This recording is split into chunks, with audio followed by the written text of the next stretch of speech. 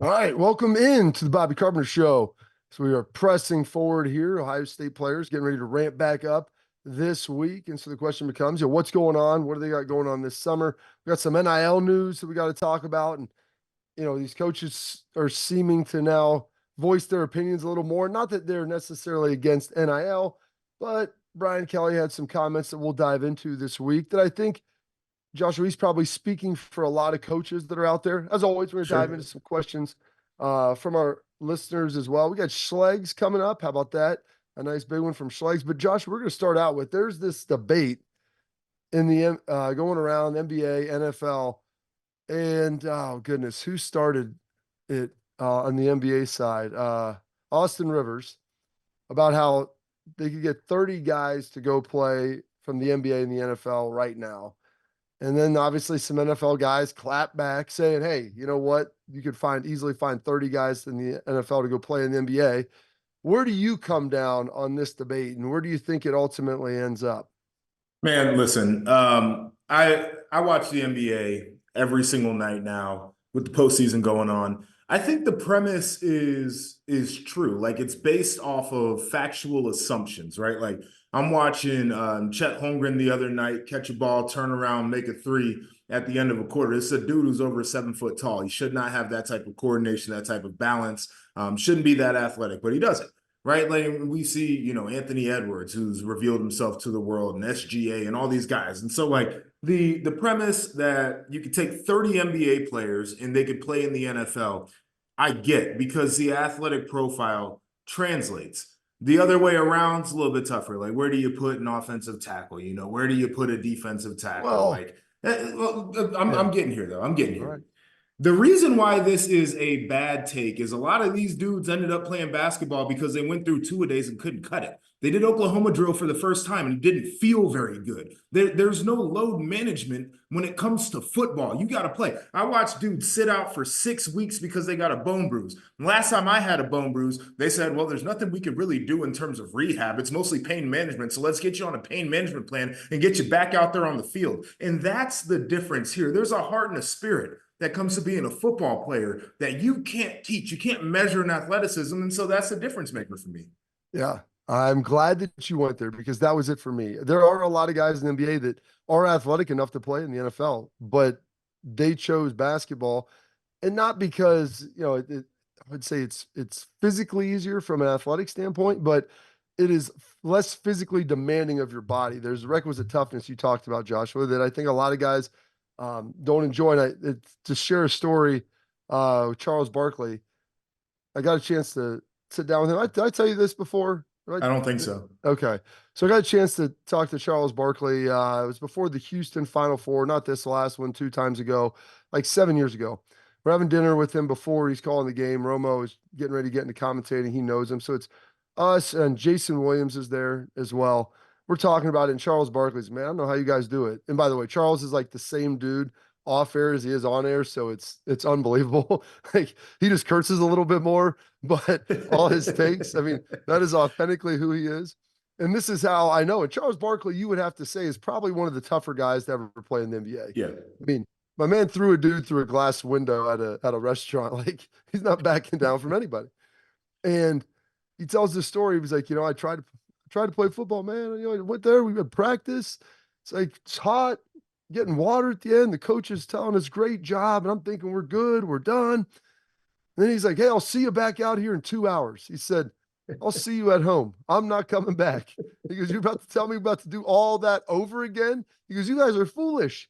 And that's the difference, I think, between you Yes. look at football and basketball, where Yes. there's nothing that ever existed like that. In basketball, you have 2 days and stuff, but the physicality, the demand, the fact, like you said, you're playing through pain. It's just a function of like, is it going to get worse? That's what you always ask the doctor. Can it get worse? If it can't, Yep. can you play? Well, let's just see what we can do. Well, Chuck was interesting too because he went on TNT and was like, I'm gonna jump myself into this debate. He said it. He's like, we couldn't do it. He's like, I don't know why we keep trying to do this, but it's a different sport. Like, it's not for us. I remember my rookie year, the first game I ever played in, it might have been the first kickoff. I'm running down. And you know how they teach you Okay, you got to have your head on a swivel. So if you get a single block, you got to be able to either bullet or you got to stick and go around it. If you got the double team coming at you, we'd like for you to take on the guy who's the post and then try to split through it. And then if you get to that wedge, boy, you better stick and rip and try to split through. You telling me I got to run full speed in between two 300+ pound men? And that was my assignment. My first game, I got down there. I'm looking at the wedge. Boom, boom, get through it, whatever. The hoops dudes, see that? Two 300-pound dudes coming your way? No, sir. They are tapping out. Yeah. The full speed running into another human being, like of excess 250 pounds, excess 17 miles an hour from each side. Like it doesn't matter what type of pads you have on. And it's funny that you said that. I got I used to always, try to split guys in college, like set them up or whatever, try to split them. And one of the guys in the NFL, he goes, these dudes, you ain't gonna be able to split them. He goes, you get in your gap, but pick one of them to lean into. And I was like, what do you mean? He goes, because 300 is a lot easier than 600. He's like, so you want to try to make sure that you're taking one instead of letting those guys get shoulder to shoulder and just hammer you.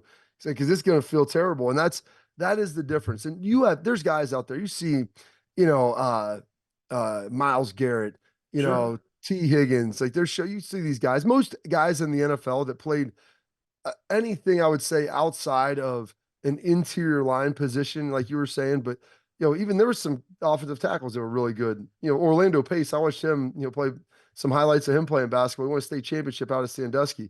Dude's 300 pounds running down the field, dunking on cats. Like you have guys, Myles Garrett, like I said, I mean, there's these guys who are tall, athletic.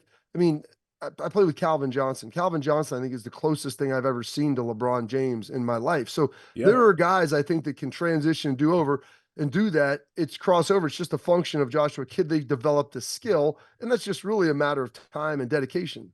That was my biggest thing. It's like, they're like, oh, well, Steph Curry's 6'4", so you put him out there and, that's a big X wide receiver. It's like, okay, I get that. It's like, I also know that CJ Stroud, he can shoot the ball. I watched Malik Hooker, who was a legitimate basketball recruit out of high school. I've watched him shoot the ball. Like if he spent a little bit less time working on his football skills and spent more time, shooting like Steph Curry did growing up, who's to say that these guys can't develop a skill to where it's like, okay, we know he's a bona fide shooter. So I'm here, like I understand where this comes from, but we are telling a lie to ourselves. It is intellectually dishonest to not include the big picture of how we get football players and how we get hoopers. And I would even concede that on average, basketball players are probably the most athletic people on the planet.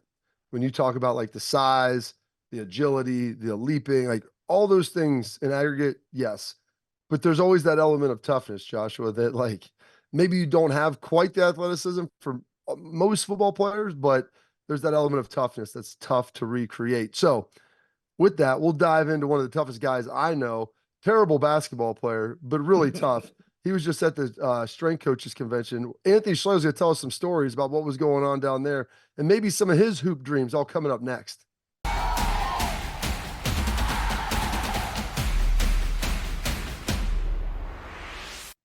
Welcome back into the Bobby Carpenter Show. And now we are welcoming our buddy, Anthony Frederick Schlegel, not a basketball player of sorts, but a pretty strong weightlifter, was down in Dallas, Texas. Where are you at the CSCC? Is that what it was, Schlegs? CSCCA, yep. Collegiate Strength Conditioning Coaches Association. How about that? Perfect. What goes on down there? Because this is where all the strength coaches from across college football gather. And what the NFLs or high school, what's going on? Yeah, Phil Matus was there. He's the head strength coach for the Pittsburgh Steelers. He just got his master's jacket. I mean, and the CSCCA was actually started in 2000. You have the NSCA, which a lot of people know, and there's a certification through that. This is more pertaining to professionals in our sport of just collegiate strength and conditioning. And there's like a practicum and things that you do to get this certification because they want to see how you coach. Because coaching is more than just studying a book and being able to regurgitate information on a sheet. It's actually how do you project clearly and concisely what it is that you're trying to deliver to the athletes so they have that. But it's a brief conference. This is Maymester, which I love. It's discretionary period, so a lot of people can now attend. That wasn't always the case, but as it's grown and we have this, what if Vic used to say, it's never mandatory to be great, Joshua. And so like you're always training anyways, but at least the guys get to leave the building wherever they are right during this time before they get into summer conditioning. And it's funny about your your comments about football and basketball. And, you know, you can replicate some of the things that you do in a basketball practice, but basketball is such a skill-oriented sport. I mean, the shot of it, right? Like the things that you can work on. My favorite things in the game of basketball is boxing out the gym. Yeah, that's You know what I mean? toughness. Like that, like get them out the paint, like working on that speed to power, when you're playing on defense. Like I like that side of the basketball, but you can go in and work on your craft for hours at a time. In football, yes, you can do that, but you still have to run, cut, and also hit people. And everybody on the field hits people. Quarterbacks can deliver a blow sometimes, but they get hit, right? So that physical component is something that you necessarily can't, replicate without pads, but you have to train the tissue to be able to handle that type of collision. So all those things go into it, why it's such a special sports, ultimate team game, but just fun. Like I my son plays baseball. I work with the Columbus Fury, the volleyball team, and I just get fascinated about strength conditioning and how we can compare. Josh, like you guys were talking about volumes in spring practice and volume in OTAs and guys' tissue being ready to handle that type of volume because they haven't been doing it because they've been getting prepared for the combine. But I just started thinking about, man, all the volume, like from throwers and pitchers, especially, like that's just like volume that we have when we're running a skill position, right? Too much of high speed distance is going to hurt a kid over time, right? It's just intensity with volume. They're going to break down. And I started equating to like, okay, I have to start working on the deceleration properties of that throwing motion, but also there's days where you throw and it can be accelerated. There are days when you throw when it's kind of like max velo type days. How do I compare? Like, how do I work those into a training program? Again, whatever. I just like to learn about it, right? So it just gets my wheels turning how I can articulate that to people. Because then I see kids that go out there to these tournaments and they play 4 or 5 days tournaments, and all they do is warm up and throw every single time. And no wonder why they get hurt. They don't train. They overdo a skill without training and resting. So there's a fine line between that, but those are all the fun things that you do. And then I also, because this year was in Fort Worth. Yes, this is what we want to hear about, Schlegs. Give us the inside. The stomping grounds. I picked up a nice Metro sweet hat Flex. from Metro Flex Gym where I grew up. Home of Ronnie Coleman, 8-time Mr. Olympia. Yeah, buddy. Branch Warren. So the owner and I, Brian, who's one of my best friends, I was like, Brian, I'm here. He's like, oh my gosh, come on, man. So it was me and a Jordan, another bodybuilder there. He's like a 212 bodybuilder. The first day we did legs. What is a 212 bodybuilder? What is that? Like 212? That's just the weight class that they're in. They're not like the heavyweights like the giants are. I probably did well over 2,200 or 20,000 pounds of weights on legs that day. And you know what though? My wife's like, why do you do that to yourself? I'm like, listen, man, pain is the indicator of life. No one wants a Nastasol. I did something about it, man. Just how I grew. I guess the thing, man, we're also some of our life's experiences. That's how I grew up. I grew up training like that. That's why I love it, But the most important thing about it, don't want Nastasol. You want to look good. You want to keep it sexy, Been married for 20 years. Have a saggy butt in your jeans, Schlegs. That looks awful. Looks terrible, man. I went to Luke Combs. Mother's Day, actually, Saturday night. Well, yet last night, I don't know, man. I'm taking my wife out to what's it called? Chris Stapleton, George Strait, and Little Big Town. Like, what are we talking about? Oh yeah, that's amazing. I saw they were good. I saw George Strait and Chris Stapleton in Nashville. Very good show, Schlegs. Can't look terrible in jeans out there. You got your quads, got to be filling those things out. Anyways, I digress now. But it was just a great experience. Joshua hit me with something.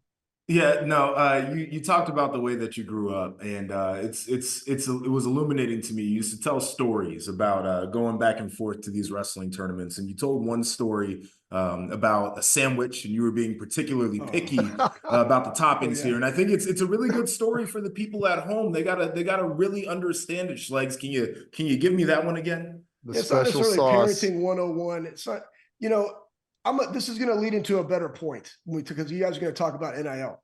But I remember I was 11 years old. I was wrestling in this tournament called the Tulsa Nationals. And I finally got like seated in top 6. And That's a big deal from a kid from Texas going up to Oklahoma, being seeded. And I ended up losing my second match, and I had to wrestle all the way back. And I placed top 6, but still, it was terrible. I probably should have done a little bit better. And I just remember, like, on the way home, I'm driving. I got it's a maroon single cab Chevy Flare side, okay, with like white lettering Chevrolet across the back. And it was a stick shift. I remember it like it was yesterday. So we're driving, and I'm hungry, man. I just wrestled like 9 matches, you know. Is this and before or after Schlegs, your dad was having to do manual neck as no, he this put is his after. arm Manual out neck's on the and you way would up lean there. That's into just the a forehead. CNS primer. Yeah. So, anyways, we're driving back. I'm like, hey, I'm hungry. We go to McDonald's, just driving off because we're trying to get back. It's 5.5 hours from Dallas or something like that. And I was like, yeah, I'll take a quarter pounder with cheese, pickles, ketchup only. He's like, I'll take 2 Big Macs, And I'm just like, no, that's not what I want. And they like finished up the order, and literally like in the line, it just like started poking at me in my chest. Like, that's why you lost. It's like all you want is these other things, right? Like, how about just focus on the mission and just do it, right? You're worried about like condiments and stuff like that. I'm giving you food. Just eat the damn food, right? Just like when we're up there, like, stop dicking around with other kids. Go out there, get your mind right, and go wrestle. You want to have to wrestle 9 times. That was kind of the point. Now, I'm going to say this too. This is probably I thought the he biggest. said somewhere in there that you were soft like your mom as well, Schlegs. Yeah, he probably put that. He probably put that in there. He probably blamed all the softness on my mother. R.I.P. But I want to put this in there in perspective too. NIL is, we learned this in econ, Bob. Like, you're only as valuable as your second best option. Yep. Growing up where we didn't have second. I personally did not have a second best option. I either went to school playing football or I paid to go to school where I worked. And now today, it's like the real thing is through the culture of the program, how do you create and instill that second, like, there is no second best option, right? Living where your feet are. And this is another great reason why you go to these conferences, because you can't think of all these things all the time. I had a conversation. I'm just going to, I don't know. I probably digress, but I'm going to give you guys a little nugget. And he was talking, his name is Daryl. Daryl's the strength coach at Troy. He was telling me about one of these like a tat he had, and it was just a dash for his grandfather. We just started talking about what that dash actually means. And there's a lot of dashes that we partake in our lives. My son's going through one right now in high school baseball. They're going through the regional finals here in Florida. And there's a dash to that. It's the 2023, 2024 baseball season, right? There's a dash. The point is, like, as you talk to kids, it's like, how are you going to live out that dash? Because I'll tell you this, man, in 43 years of life, I've lived out a really hard-ass, awesome dash to this point. And I love it. I'm grateful for it. I wouldn't trade anything of it, because all of them have summed up and made me who I am sitting right now. So, like, when you talk to these kids and all the other fluff and all the other white noise, that's everything out there, how can you get them to focus on just that dash, right? And that's the one thing I really enjoyed about the kids that we got, that all came back to Ohio State, and why I think NIL is actually a good thing done the right way is because they get to live out another dash that wasn't necessarily there before because they had maybe other opportunities. And that NIL is just a piece of the pie in that dash. It's not the reason. And that's where people got to press the brakes on what that is. But like that, living in that moment, being on that team, going through that strain with all those guys, regardless of where they are on their journey and their dash, like, those are special moments that you remember for the rest of your lives, something that you can't take for granted. But those are the type of things within a great culture with great people in the building that I 100% authentically believe that you can do at this level that can impact kids, because not all of them are growing pro. More will go pro at Ohio State because it is who it is. But we still got to be able to teach that mindset and that attitude of gratitude for what we get to do, where we do it, and who we do it with. Anyways, that's why you go to those things, man. Professional development. Absolutely, Schlegs. Buckeyes, we appreciate it. You go have some fun. Josh and I, we're going to dive in to who the blue bloods are in college football. Might surprise you who's on this list and how these tiers rank out, all coming up next on the show.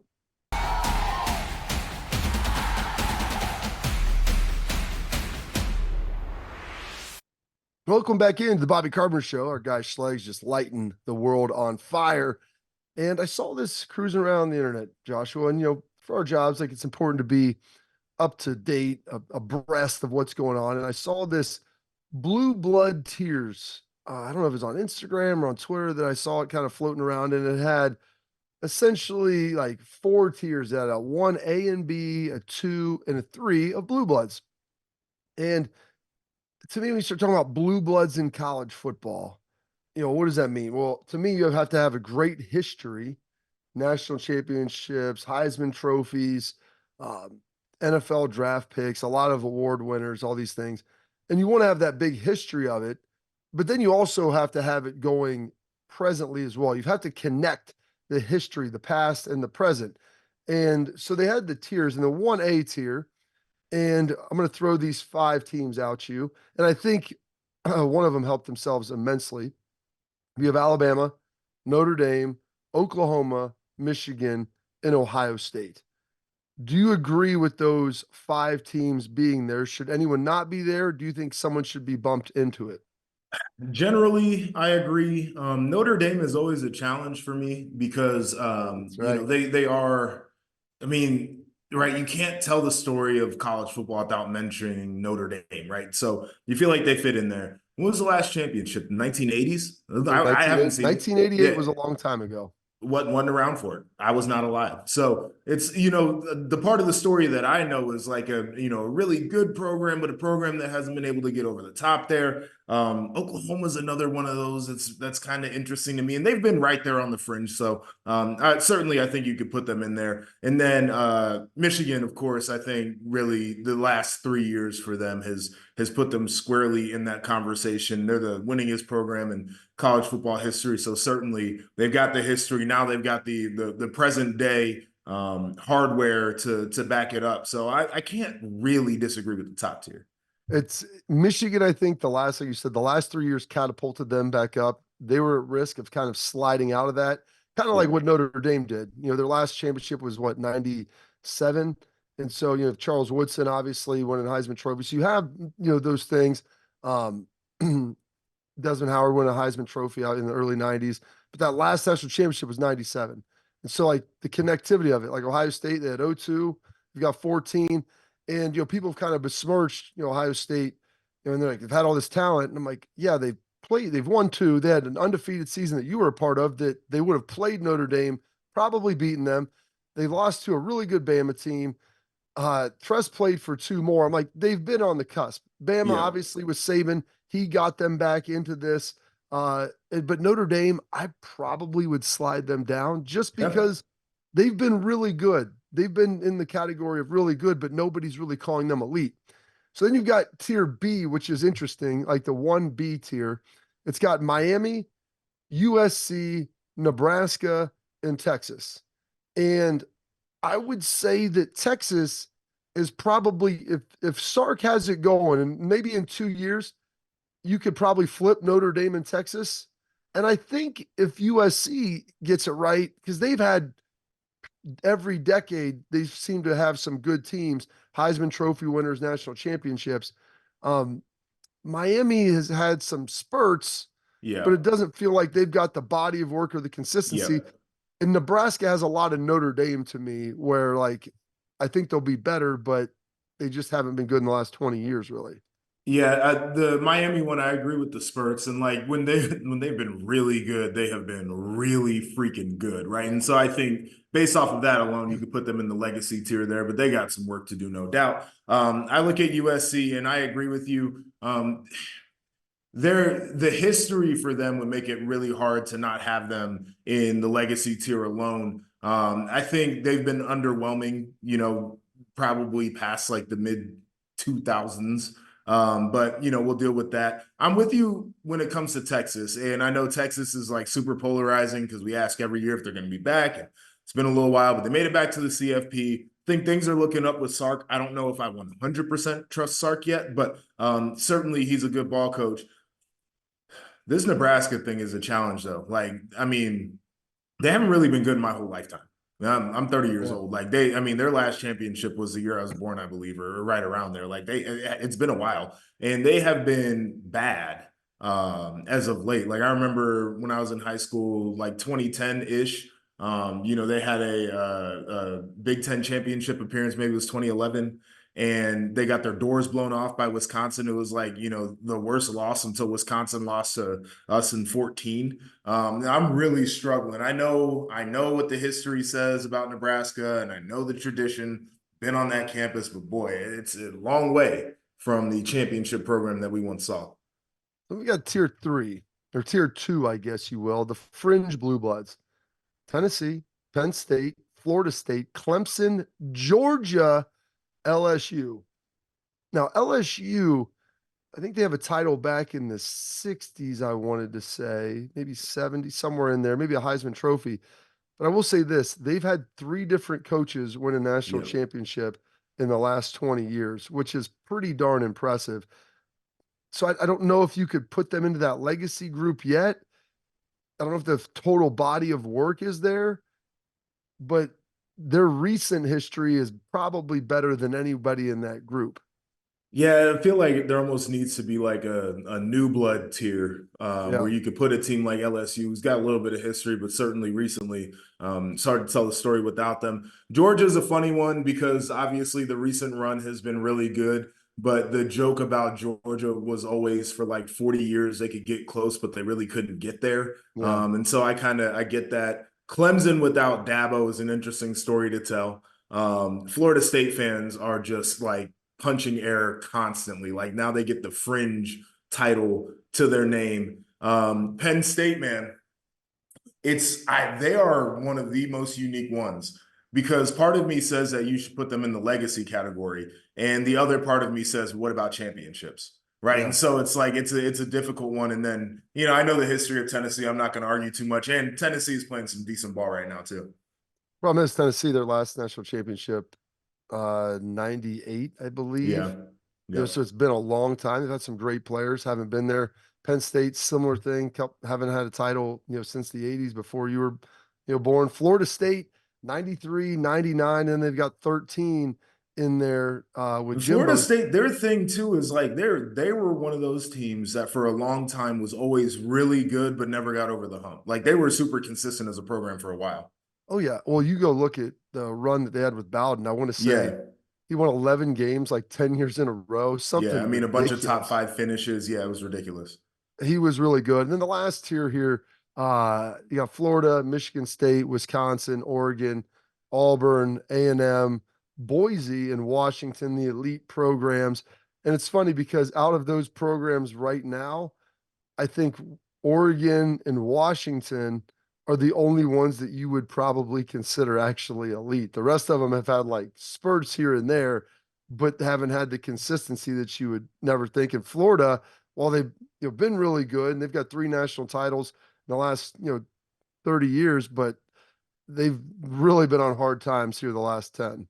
Yeah, no, it's been tough for sure. Michigan State one, like I just, the run that they had when I was in college was really impressive. It was a college football playoff team there. New Year's Six appearances all over the place. Wisconsin, very similar. New Year's Six appearances, just never really able to get over that hump.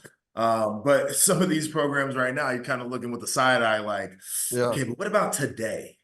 Today. And that's the question. And that's why it's a good little list. I know some Georgia fans will be furious, FSU fans furious, LSU fans probably pretty upset with this. But I think, you look at this and you look at criteria and you could build metrics around it. I think they got a lot of things pretty right on that list because in that elite programs, I don't know who else you would really put in there. No. So you start draining out like the top 13, 14 programs of all time. So I think it's a decent list, something to talk about. And as we move forward now, one of those teams, LSU, their head coach, Brian Kelly, had some interesting things to say about NIL, its intent and where it is now and how they're handling it down there in the Bayou. All coming up next on the Bobby Carpenter Show.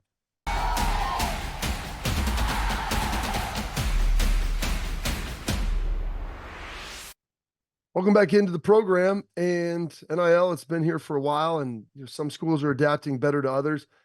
They've got rules and stuff that are coming out, Joshua. There's obviously the NCAA and the House case. There's the Virginia legislation that's happening. And so this thing is an ever-evolving beast that we're just trying to kind of keep our head around. But, I mean, I don't think there's really a debate now that NIL at its original intent has been so bastardized and just twisted and confused into what we call it now. And Brian Kelly, I think, has said what a lot of coaches around college football have been thinking. And Nick Saban has talked about it. He's out of the game.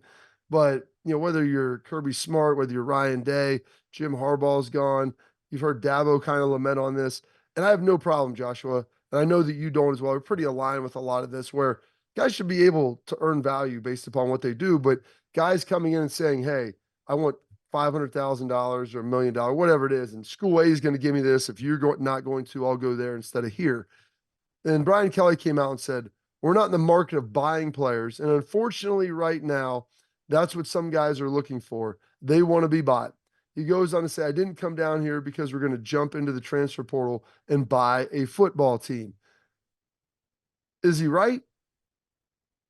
In a way, yes. Like I understand what he's saying, and I think everybody kind of has their tolerance level for the demands now that are being made. And some of the transfer kids, I think what they're asking for is reasonable in terms of what value they can provide to a team. I think in particular, some of these transfer kids haven't messed up, and high school kids are like that's a crapshoot. But if he had Jaden Daniels sitting there in the transfer portal, like the next one, he's going to win you a Heisman, give you a shot to win a title. He's not saying this same thing. What he is communicating to us is, I am not willing to pay for just a guy, but Yes. make no doubt about it, he'd be willing to pay for the right guy. And that's where a lot of these coaches are at. And there was a quote kind of the other side. The head coach at Boise State was saying that his incoming freshmen are not eligible to make name, image, and likeness from the collective as a caveat to that. And I'm totally there for it. If you're a developmental program and you got a 3-star coming in the door asking you, for $25,000, $30,000, $40,000, you're probably laughing at him and saying, brother, this is not how we work. We do not have the finances for that. So go ahead and go somewhere else. And if they give it to you, best of luck. And I think these coaches have really drawn a line about how they perceive value and what value they're willing to pay for. If you're a guy who's going to be, a marginal starter, maybe a depth piece, like, dog, I don't have deep pockets for you. Of course, if you feel like you got the next starting quarterback who's giving you a chance, you're going to pay for it. Next starting quarterback. And some of these guys coming in, as you know, most guys as freshmen do not start in college football. No. And so you're paying for production that's sitting on the sideline. Like, you're not paying for production at all. It's over there. And so you need to get it onto the field. And that's where I think this disconnect happens. If you're a really good player in the transfer portal and not just a guy in there, and sometimes I feel like these players are trying to lean in out of teams' desperation. Yes. Joshua, they know that, like, hey, there's teams that need defensive tackles. There's teams that need corners. You need an offensive tackle or whatever it is. So I might not necessarily be worth whatever I'm asking, but I'm the best option in there. And so you've got to give that to me. But the problem is when you do that, you erode some of that culture within your own team where you're paying guys maybe more than they deserve, and they haven't really had that production there. And so this is what the challenge is for all these coaches, is trying to keep this transparent with their players so you don't lose the locker room, which is the hardest thing that can be to manage. And right now, I think it's as hard as ever. I'm gonna tell you a story right now. So there was a school in the Big Ten who took in a player as a transfer, and the collective was cutting checks, right? And he comes in the spring and is nowhere near as productive as what people thought. Yeah. Well, the guy who was supposed to be the guy at this position, it's one of the positions where you play multiple dudes, was like, nah, they haven't bumped up my check, and they don't look like they're willing to bump up my check. And so he hops in the portal and goes somewhere else. And these are the challenges that coaches are trying to balance here. Is like, certainly you bring in a piece and you're anticipating that you're going to get something. If you don't, now all of a sudden the guy that you brought in is making more than the guy that you had right there, who's giving you everything that you asked. That's a bit of a problem. And it's like, when you're 18 to 22, 23 years old, you're a little bit immature, right? Like, those are hard things to handle for young people. And these coaches are figuring that out just the same way we are. Yeah, it's and that's what I'm saying. You have to be transparent where everybody, because in the NFL, everybody knows what each other is making. And so if you're outplaying a guy who you're making more, that they're eventually probably going to play you, and they're going to move on from that other guy. And hopefully they'll be able to get into some longer term contracts where if you play well, hey, maybe they can keep bumping you up. But it's like, well, I want a school over here is going to pay me an astronomical amount, allegedly. And so you hop in the portal. But I always look at the example of the Travion Henderson at Ohio State. He's the number one running back, one of the best guys in the country. They bring in Quinshon Judkins, who ironically now, Joshua, is on the cover of the NCAA football magazine or football game with about 5 or 6 other guys. Uh, Donovan Edwards of Michigan, but kind of being the preeminent piece there. And the only way that that works, I think, is if both of those guys obviously had conversations, communicated, which Ryan Day said they had, but also you have to have an understanding of what the financial situation looks like for both guys. Right. So Trey's comfortable with it, Quinshon's comfortable with it, and everybody's like, all right, we're all good. And you can't have guys who are just crazy selfish too. And so when you get guys that come in like, hey, we'll pay you this, and if you play real well, then you get the bump. Then you get like we'll call it the But they're player not supposed performance to. check. But they're not supposed to do that right now, right? And so I that's know. why we need a different environment where we can actually reward performance. Like when they said name, image, and likeness came about, the one thing that it said is it's not pay for play. This cannot be performance related. And we are seeing an environment right now where all these things are happening. It's just not happening in name. I think if you told players, listen, you get your check bumped up if you give us a certain level of production, I think a lot of people would be happy with that. Absolutely. So got that. We got a couple. I might dive into one more question on that here because we got tailgate talk coming up next. We're gonna answer all of your questions. A couple about the summer, and there might be one as well about that Judkins on the cover and how that plays in the locker room. We'll get into that coming up next on the Bobby Carpenter Show.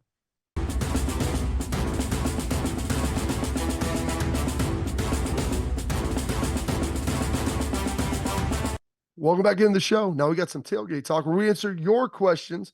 First question coming here from Terry Zones. It said, how often do past players, Joshua, come back to watch, be part of some of the workouts in the summer? And then what are those summer workouts? What are those days? What are those like for the players as they kind of move here from now until really the start of camp? I mean, if you're Bobby Carpenter, you're there all the time. This is when I met Bobby. It was when I was a current player. He's a former player, and it was really helpful to have former players around because I could say certain things, I could ask certain things to Bobby that I didn't necessarily want to say to Coach Fickle. I haven't been to the Woody in a long time because I live in Chicago right now, and it's one of the things that pains me. I'd love to be back in Columbus so I could be around a little bit more, but make no doubt, you go out there for practice, you see former players around the summer, guys who are currently in the league training, they'll come back for a couple of weeks and, they'll train with their position coach and some of the guys out there. And I think it's one of the huge assets that Ohio State gets to work with that other schools frankly don't. Like some places I've talked to guys, they don't go back, and guys like to come back to Columbus. Columbus is a great city, so that makes it easier. So guys, I think whenever they're back after OTAs, usually they get back, for like a 3 or 4 week period there, mid-June to mid-July, maybe take a vacation. But like Nate Ebner, John Simon are always back. Who else is coming through? And you'd see Joe Burrow will even come through and get a workout when he's cruising through Columbus. Paris Johnson was just in working out when he was back. So those guys are all there. Usually work out in the morning, get some weights a little bit, get some running. Those guys now, man, they go usually 5 or 6 days a week. And sometimes it's like recovery day. They call it a woo-saw, some stretching or whatever that looks like. But now, I mean, it's a full day's work, and then they'll come back, and a lot of those guys will do skill development. Some of them have internships that they'll go to, and so they try to pack a lot into those days. And it's really the only time where you can focus wholly on football. Then you will have some class here and there, but it's not near the course load. One final thing, so I want to follow up on this question, Joshua, talking about Quinshon Judkins being on the cover. Transfer player running back coming in on the cover of NCAA, the relaunch of the game. You think that causes any issues in the locker room? Not in that locker room specifically. If it's one thing I know about Travion Henderson is he is about the most level-headed, down-to-earth, grounded star player outside of like maybe Marv, who we just saw come through. This dude he operates differently. He's a very faithful man. I don't think that he gets caught up in jealousy and how things look and celebrity and things of that nature. So I'm certain if it was talked about and if everybody's on the same page and if everybody's happy with their role going into the season, there's no issue. Like you can get the cover. I've got opportunities to do that down the line. Absolutely. I think you said it very well. And, we had Lathan Ransom. Some of these guys have talked about how great the locker room is.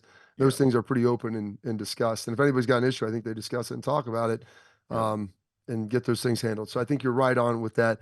Coming up, we're going to wrap up the show. We got our Tipico sportsbook segment, betting, a little bit of NBA action going on as we dive into that. Coming up next on the Bobby Carpenter Show.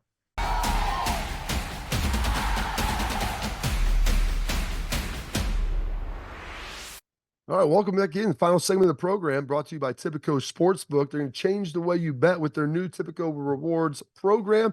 The more you bet, the more you earn, the more you win. Get up to 5% cash back on your bets. Be sure to check out our daily big play boost, giving you the best odds and parlays in Ohio sports. And don't forget to follow along with your favorite big play personalities on social media to lock in your bets with us all week long. Must be 21 years old to gamble. Gambling problem? Call 1-800-GAMBLER. Started talking about a little NFL NBA to start the show, Joshua. 8 teams left in the NBA playoffs. You got Boston and Cleveland. They're tied 1-1 currently. They got a game here going off soon. New York Knicks and Pacers. Knicks up 2-1. Pacers just stole the last one. OKC and Dallas tied 1-1 right now. Minnesota leading Denver 2-1.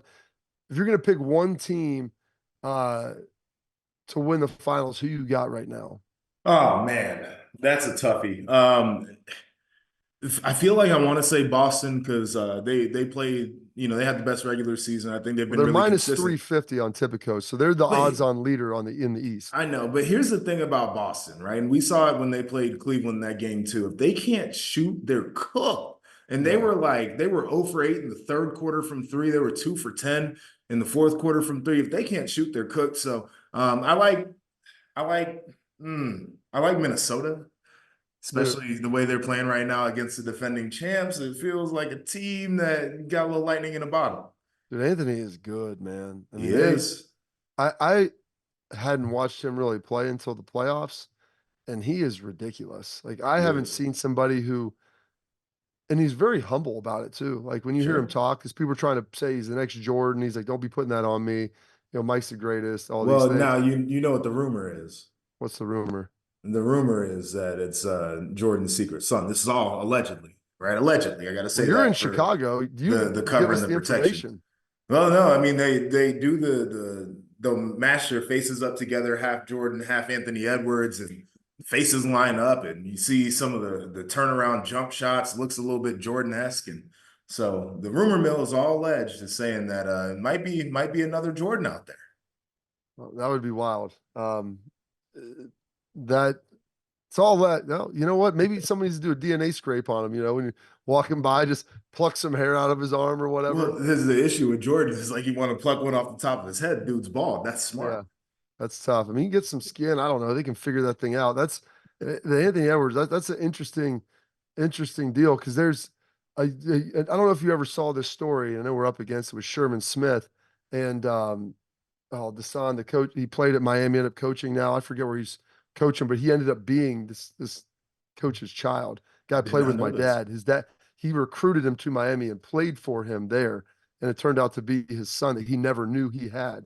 So maybe that could be the case. Maybe that's Man. out there. Who knows? I love Minnesota. I would take Minnesota and Boston right now. I think those are the two easy picks. The Knicks aren't that bad though. I don't necessarily hate them. Jalen Brunson's really good and he's He playing is well. good. The Cavs, man, I wish they had a little more juice to them. I don't know if Mitchell can give you enough, but We're in a good spot because I thought the Cavs were getting swept. They got their one win. You see, I'm wearing the got it on the wine right road now. We're too. good to go. We're I good to thought it would go. be game 3. If they can win game 3, they got a chance to maybe put some real heat on the C's. See if they can get that done here. We'll keep you up to date as the week rolls along. Thanks for tuning in to this edition of the Bobby Carpenter Show.